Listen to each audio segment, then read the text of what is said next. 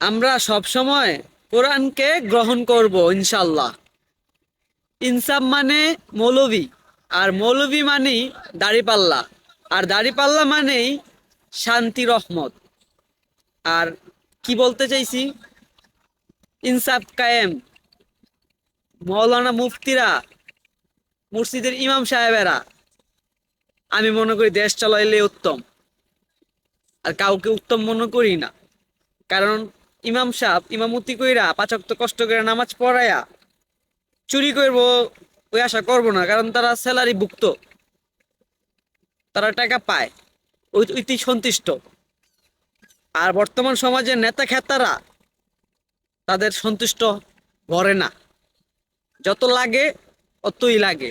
গর্ত অনেক বড়, কেমন গর্ত দেখেন, এর দিকে ভয়ঙ্কর গর্তা তাদের গর্তা। আর মুর্শিদি ইমাম সাহেবের মন মানসিক তাদের আসমানের মতো ক্লিয়ার, গত্তা মত্তা নাই। ব্যাপারটা বুঝেন না ভাই?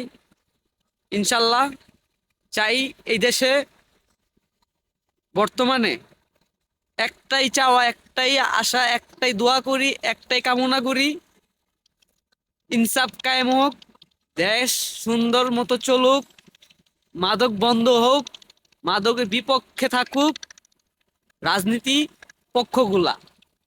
আর রাজনীতি এমন একটা দেশ কায়েম করুক, প্রত্যেকটা দেশ বাংলাদেশের দিকে তাকায় থাকবে।